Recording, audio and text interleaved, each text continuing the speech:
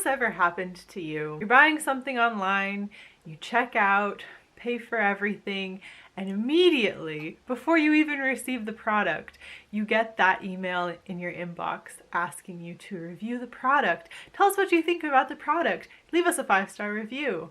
Or let's say you went in for routine maintenance on your car, and before you've even pulled out of the driveway, you get that email saying, hey, how was your service today? Leave us a 5-star review. The extent to which reviews have been commoditized, is that a word? Commoditized these days is absurd. And I want to talk about it today.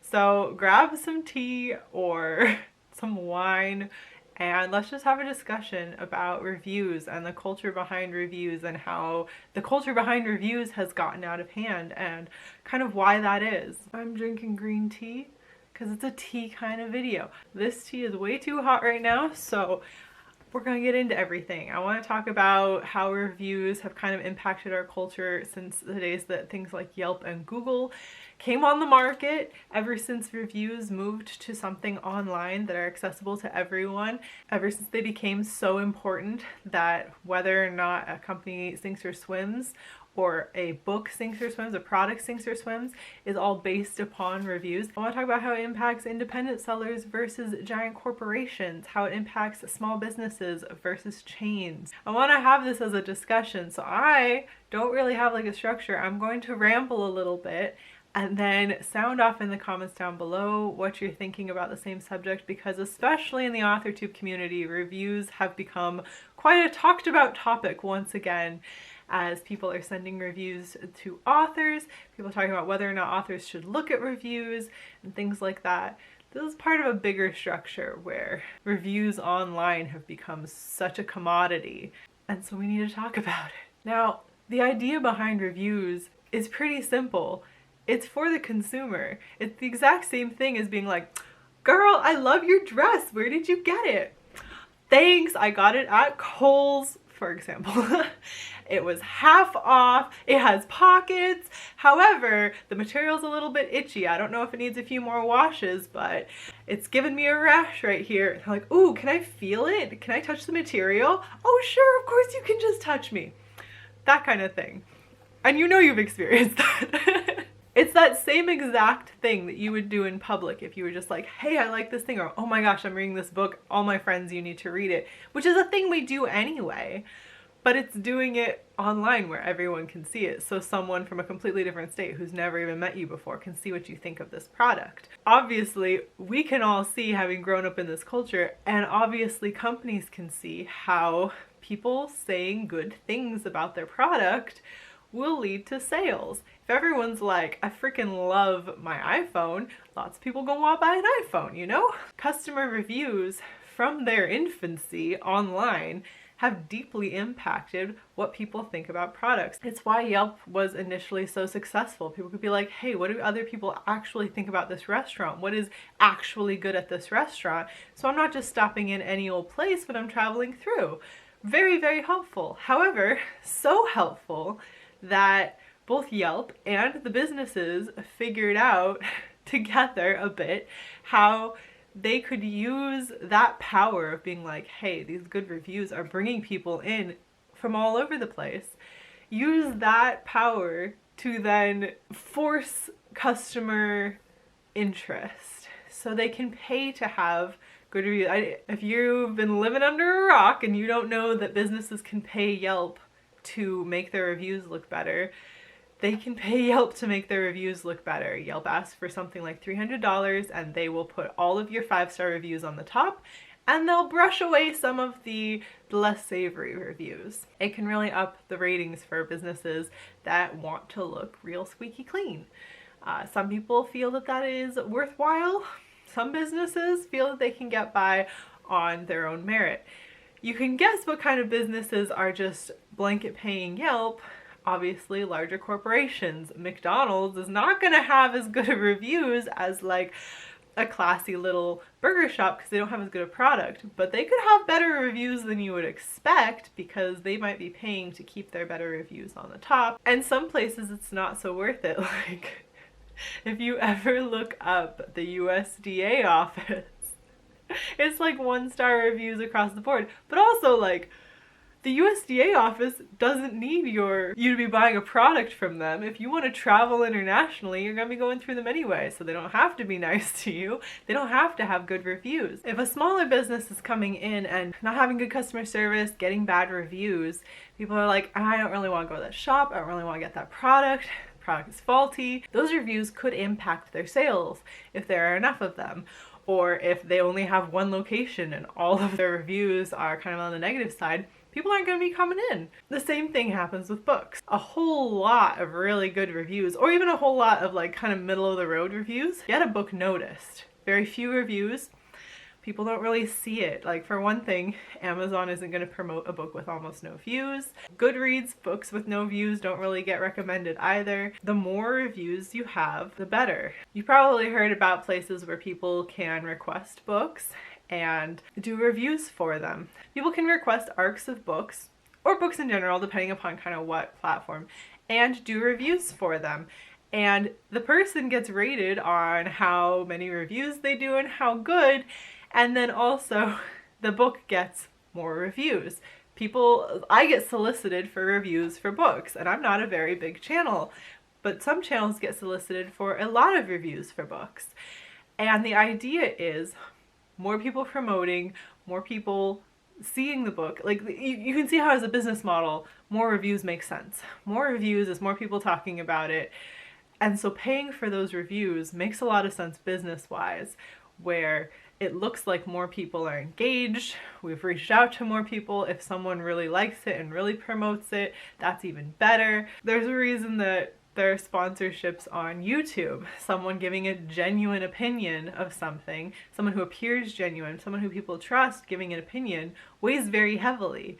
If you trust my opinion and I say I love this book, you're probably more likely to go out and get that book than you would be if you just saw a review from somebody who you don't even know on Goodreads or somewhere. The problem with this is, with reviews being so highly coveted, reviewers get kind of a higher reputation, but they also then get held to higher standards. And the idea of reviews is to say, hey, I like this, hey, I don't, hey, you'd like this if you like this kind of things, hey, you wouldn't like this if you don't. But because reviews are so valuable, some businesses see a review where it's like, I didn't really like this, as damaging to their business, to the point where they might reach out to a reviewer and ask them to stop reviewing, or ask them to change their review, or ask them, like, how could I fix this for something better in the future? And the idea behind that is really good. And if you're running like a small business, let's say like a sweets shop, and people are like, ooh, I really didn't like this thing, or like the customer service was terrible, and you're like, oh, I'm so sorry, like, is there something we can do to like make that up to you? And the person's like, yeah, actually, and then they change the review. Business-wise, that'd be really good. But at the same time, reaching out to a reviewer and being part of the process kind of goes against everything that reviews are all about. Like, reviews are for the public to respond to businesses. But businesses are people's lifeblood. They're what's running the country right now. They're the only way people are surviving. And so people have very, very high stakes in them. People have very, very high stakes in their book sales. And so some really bad reviews can be very detrimental. If people are like, oh no, this is really terrible, and people don't want to read your book, it can be detrimental. And for a sip. We're failing in the fact that there's so much pressure put on reviews. Reviewers either feel like their review is kind of the end-all be-all, and then feel that they are owed something by giving a review, which in a lot of ways, in a lot of cases, they have been owed something. Someone has paid them. Someone has given them some kind of a benefit for other reviews, and so then they covet their reviewing to being something that they make money off of, which that's something that's happened historically. There have always been people who do reviews for a living, but it hasn't always been like so many people asking for, rather than just enjoying content and just interacting with it naturally, they are professional reviewers, lots of people. And so how many people are genuinely sitting down and picking up a book, and how many have been paid by maybe a big publisher to interact with that book, to leave a review? you start to get really muddied waters where corporations are controlling public opinion in kind of a big way, in the same way that with Yelp reviews, people are controlling the narrative. A big publisher can pay a whole lot of reviewers. Yeah, they could pay, or they can just solicit a whole lot of reviewers with some incentives. Hey, we're gonna send you a whole book package if you'll leave a review online. If you'll talk about this on your YouTube channel, we'll send you a whole promotional package. We'll send you a special assigned arc. We'll send you this or that. It's a great marketing technique, but at the same time, a smart indie person could get better reviews from more influential people, but throwing enough stones at a wall, you're gonna hit something. Is that the phrase? So in some cases, they just pepper spray everybody. There's certain language where you can get smaller reviewers, like myself, to feel very guilty and to want to review and give you a good review for something that, you know, maybe might not be to our taste. Some people feel very, very pressured, and they're like, I need to be reading, you know, 100 books a month to do all of these reviews for all of these things that I might not even enjoy, don't enjoy reading anymore. It's such a high commodity, and people are getting rewarded for it. At the same time, then these companies feel very entitled to very good reviews.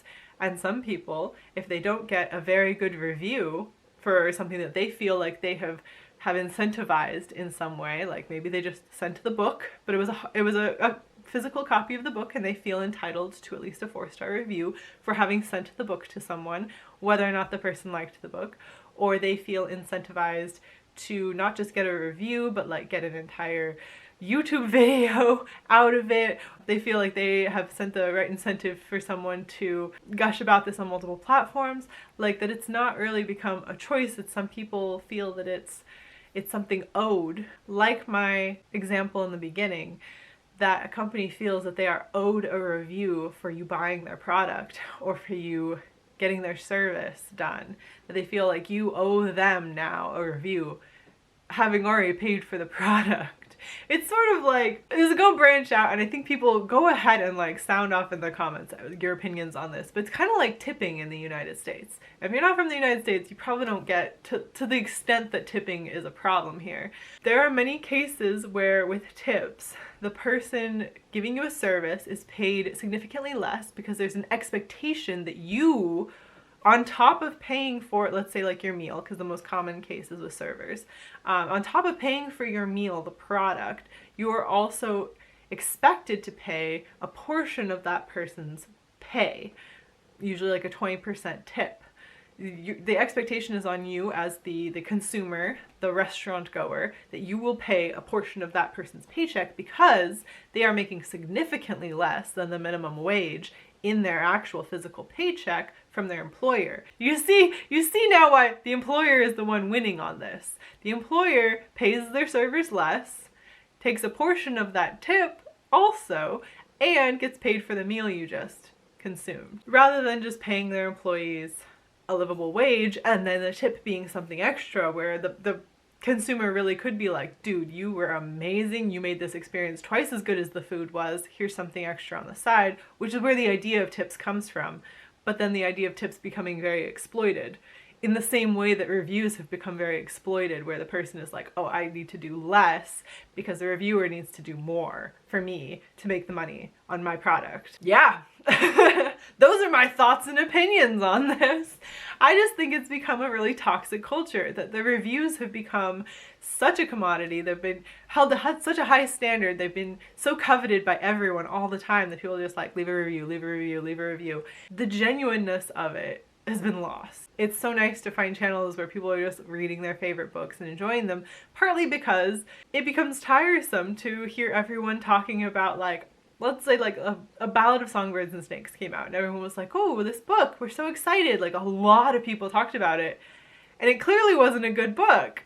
And you know that because a lot of them were like, this wasn't for me, here's the problems I had with it, and trying to make these nice reviews because they got incentivized. And a lot of people heard about the book and it still falls flat if it's a bad book. And I think that's one of the benefits, is that there are good reviewers out there, but I'm sure there are people who wouldn't have even talked about it if they hadn't been incentivized, because people didn't like it. It wasn't good. I mean, I didn't hear anybody who thought it was good. I follow reviewers who I actually trust the opinions of, so. Have a little more tea. I think my tea's cooled down enough that I can really sip it now. It's not boiling hot anymore. We can take a sip, take a moment to relax. No, it's still pretty hot. I should like boil my tea before I get all ready for YouTube videos so I can drink it during the video rather than boiling it and putting it in the cup the moment before I start. Anyway, I want to know what your thoughts are on reviews and review culture. Like, ever since reviews moved online, it's become such a thing. And did you know that companies pay people to review stuff? I feel like this is something that people talk about more in abstract terms, or more if you like work with a business, it's kind of well known, but if you don't, maybe you don't know that Yelp is paid. People pay to keep their good reviews on Yelp. If you see a business that maybe has lower reviews, maybe they didn't want to pay Yelp. And Yelp will sometimes move your bad reviews to the top if you won't pay them. Yeah. Do you think this is a toxic culture thing, or do you think this is something that was inevitable? Do you think this is something that's like really strong? This is something that is a good thing, that people are able to manipulate reviews like this and that companies are able to use them? Like, what's the pros and cons here? Because I'm seeing that as the culture kind of grows and grows and grows, as reviews become more and more of a hot commodity, more and more of something that you can incentivize because they are so precious, it becomes more and more toxic. That's becoming something that we can no longer trust. You can no longer trust reviews. And then on the flip side, because you find then reviewers to trust, like you do on YouTube, that same problem of now they're becoming more and more incentivized. People are like, well, I'll pay a higher and higher price because you clearly have content that people trust. You are someone people trust. I will pay you more to give me a better review. And at what point does that kind of fall through and the person's integrity is outmatched by the price tag someone is willing to put on 5 stars? I just think this is something we need to talk about more, and we need to really calm down on the review culture and how deeply precious it is to everyone. Like, it is annoying, and I know it comes from the top. I know it comes from the CEOs being like, yeah, well, if it's bad reviews, then it's on the customer, it's on the employee at the bottom level who interacted with that customer. It's not on our product, certainly. So that employee needs to get a good review, and that employee needs to fight for that good 5-star review for us, so that our products keep selling. I know it's at the top level in a lot of places, but is this something we need to stop? Is this something that has gone too far? Let me know your thoughts. I would be very interested in kind of opening up more of a discussion on this. So that'll be all for me today. I hope to see you again soon. I am going to be on a poetry panel this coming Sunday, the 11th, on Shelley Flowers Reads and Writes channel. I hope you will join us there. I'm pretty excited for it. I haven't been on a poetry panel yet before. I'm very excited. Follow us over there, and I will talk to you again soon. Good luck to all of us. Good luck to you especially. Bye.